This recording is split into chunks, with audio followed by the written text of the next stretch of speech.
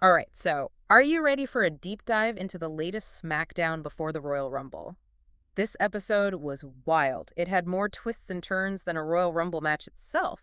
Yeah, this episode was really interesting. It's setting up the Rumble, but it's also juggling all these other storylines. It's that tension, between delivering a good show on its own and also building excitement for the big event. Yeah, definitely. I felt that too going through the source material. It's like trying to spin a dozen plates all at once. But one thing that jumped out at me right away, the commentary team was split up. Cole and McAfee were at the podium, separate from the commentary desk.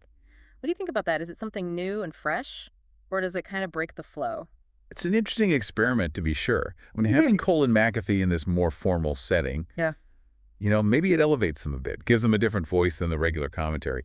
But then again, it might make the show feel a bit disconnected, Mhm. like two separate things instead of one whole. Yeah, right. It's like one of those awkward family dinners where everyone's talking over each other. But before we get into whether it worked or not, let's talk about the opening segment. Kevin Owens calls out Roman Reigns, and then bam, CM Punk's music hits.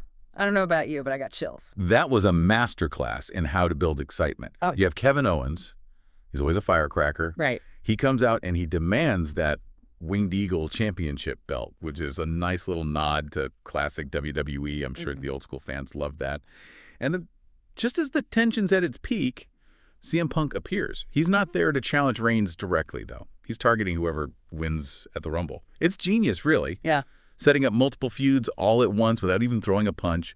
Did that opening hook you right away? Oh, absolutely. The way they went back and forth with each other, all those little jabs and insults. Owens even brought up Punk's pipe bomb promo. Yeah. They're playing with history here, a rivalry that spans years. Mm. I'm already hooked, and they haven't even touched each other. Exactly.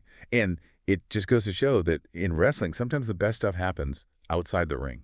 A well-written promo can be just as powerful as a five-star match. It's all about the story. Yeah.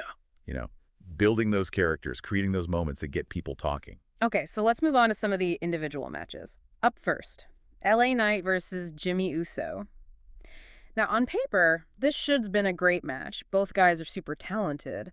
And I'm curious if you felt this way too, the pacing felt a little off. You're absolutely right. This match really shows how important pacing is to a wrestling match. It's Yeah. like the rhythm of a song. Yeah. It has to rise and fall, build tension, and then release it at the right time. Here, it felt like they were rushing through some of the spots that they could have really drawn out for more impact. Like, remember when Knight hit his signature elbow drop? Instead of letting the crowd soak it in, they immediately went into a rest hold. It's those little things that can make or break a match. Yeah, it felt like they were hitting the fast forward button sometimes, and I felt like they missed some chances to really tell the story they were trying to tell.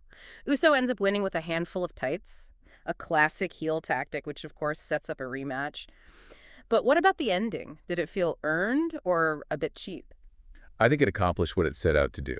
A tainted win for Uso keeps the feud going and gives Knight something to fight back against. It's a familiar trick, but it works because it plays on that sense of injustice, the desire to see the hero eventually come out on top. Okay, next up. We had Michin challenging Charlotte Flair for the U.S. title. For anyone who might not be super familiar with Michin, she's a veteran wrestler known for her high-flying style and her hard-hitting offense. And Charlotte Flair, well, she's practically wrestling royalty, a multiple-time champion with a real commanding presence in the ring. You'd think these two would have amazing chemistry, right? You would think so, wouldn't you? But this match had some awkward moments, like they were struggling to find their groove. It could be a lot of things. Maybe ring rust, miscommunication, or even a deliberate decision to create that feeling of unease. Whatever it was, it didn't quite click the way you'd expect. I agree. It felt like they were both holding back, like they weren't quite hitting that level of intensity. And then we got a DQ finish. Chelsea Green interferes, uses a kendo stick, and Flair gets the win. Now, DQ finishes can be a bit controversial. I mean, on the one hand, it protects the champ, and it allows the feud to continue. But on the other hand, it can feel like a letdown, especially when there's a title on the line. What do you think? Do you like this kind of ending, or does it leave you feeling cheated? It's a tough one. Used sparingly, a DQ finish can be a good storytelling tool. But lately, it feels like it's used as a crutch, a way for champs to avoid losing clean. Makes you wonder if titles are starting to lose their meaning, especially when a wrestler can hold on to it by cheating. It definitely raises some questions about how the stories are being told in the long run. All right, and to round out the solo matches, we have The Miz, fresh off his move from Raw, taking on Andrade. Now, Andrade is a phenomenal wrestler, super agile, technically gifted, and really knows how to work a crowd. Andrade is an absolute master of his craft. He blends those high-flying moves with mat-based technical wrestling, and he keeps you guessing the whole time. Yeah, exactly. But before we talk about the match itself, let's talk about the elephant in the room. Or rather, the missing one. The Wyatt family. The Miz's whole reason for switching to SmackDown was to get away from Bray Wyatt's mind games. But there was no sign of them during this match. Was that a missed opportunity to build some suspense? Or are they saving that face-off for a bigger stage? I think it's a bit of both. On the one hand, a well-timed appearance by the Wyatt family could have added a layer of psychological tension to the match. But holding back could also be a way to build anticipation for a future confrontation, one with higher stakes. Either way, it leaves us wondering, will The Miz ever truly escape the clutches of the Wyatt family? Okay, so The Miz is looking over his shoulder, but he still has Andrade to deal with in the ring. Andrade gets the win, which wasn't a big surprise. But the question I have for you, and I'm really interested to hear what you think, is did the match itself live up to its potential? Well, it was a good match. Hmm. Don't get me wrong. But considering the talent involved, I think it lacked a little something. The outcome felt pretty predictable, and there weren't any truly memorable moments that made it stand out. Yeah, I get that. It feels like a missed opportunity to see what those guys can really do. But speaking of missed opportunities, let's talk about that 8-man tag match. We had Gargano and Ciampa, two absolute legends, teaming up with Wilson and Prince, and they were going up against Sabin, Shelley Angel, and Berto. Now, this was a clash of styles, high-flying versus technical wrestling. On paper, it looked like an instant classic. Oh, man, the in-ring action was amazing. Those guys were flying all over the place, pulling out all the stops. We saw Gargano and Ciampa's classic double-team moves. Then you had Sabin and Shelley's lightning-fast teamwork. It was like a whirlwind of pure athleticism and skill, and the crowd loved it. Yeah, you could feel the energy in the building. But then right in the middle of this incredible sequence, bam, commercial break.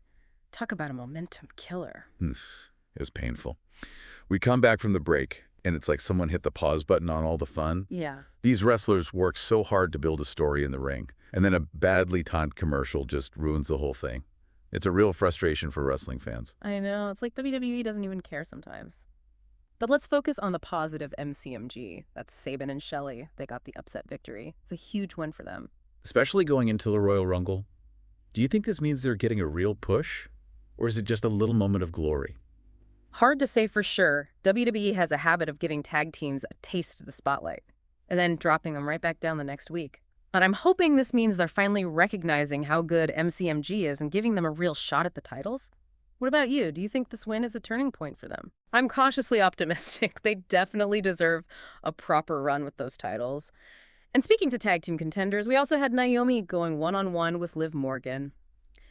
Bianca Belair and Raquel Rodriguez were watching from ringside.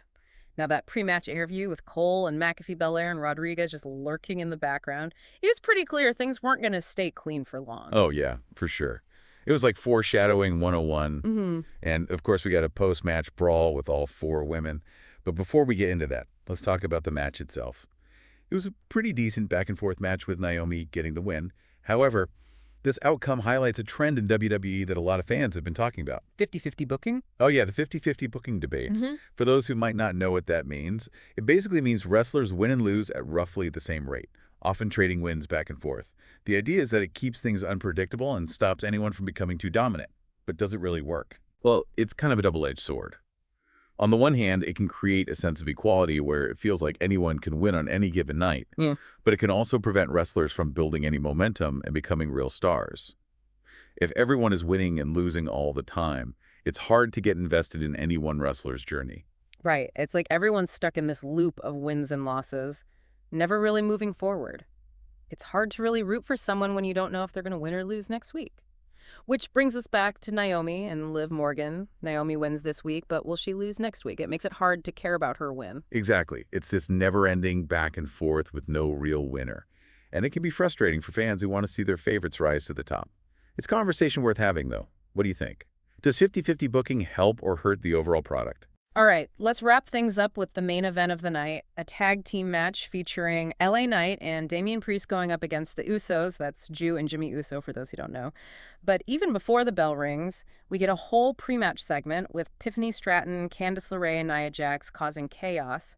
What did you think about all that? Was it a good way to build some mystery or just a messy distraction? Well, it definitely wasn't subtle. We had Stratton LeRae and Jax all with their own storylines going on, converging on the ring.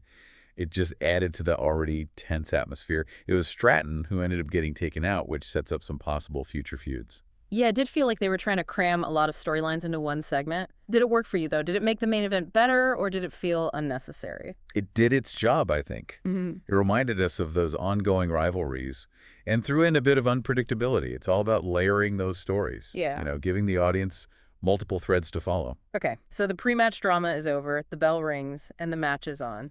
And let me tell you, this one was a barn burner. Oh, absolutely. This match had all high-flying moves, hard-hitting strikes, and some incredible tag team work. But the real stars were Damian Priest and Jey Uso. Their interactions were electric, full of intensity and aggression. It felt like they were on a collision course for a singles feud, and I am here for it. Yeah, you could feel that tension between them every time they were in the ring together. Like they were trying to prove something, not just to each other, but to the whole WWE universe. And then that ending, Knight and Priest get the win. But just as they're celebrating, Jey Uso blindsides Priest, hitting him with that devastating Uso splash from the top rope. That's classic heel work. And what a way to end the show. It leaves you wanting more. Wondering what's next for Priest and the Usos. Did that ending have you on the edge of your seat, ready for the next chapter? Absolutely. I'm already counting down the days until their next encounter. So we've had a lot to unpack in this SmackDown episode. We had the Rumble hype, some questionable booking choices, but also some truly captivating matches and tons of potential for future storylines. What were your overall thoughts on the show? I think it was a successful balancing act. They managed to build hype for the Royal Rumble, while also moving forward with existing storylines and setting up new ones. It wasn't perfect, but it kept me engaged and definitely left me wanting more. What about you? What stood out to you the most? It really is amazing, isn't it? We get caught up in who wins and loses the championships, the big moments, but sometimes it's the little things.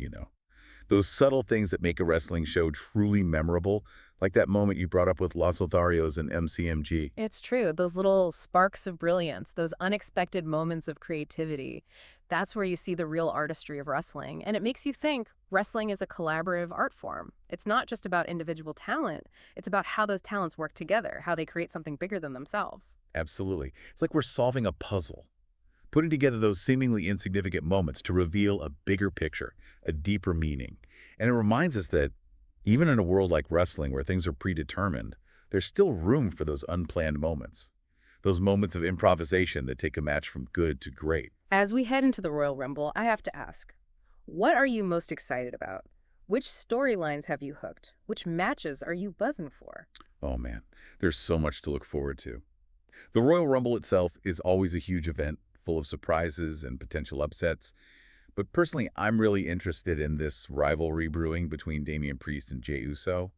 That clash of styles, that intensity, it has all the makings of a classic feud. Totally. That post-match attack from Jey Uso was savage. Yeah. And it definitely left me wanting more.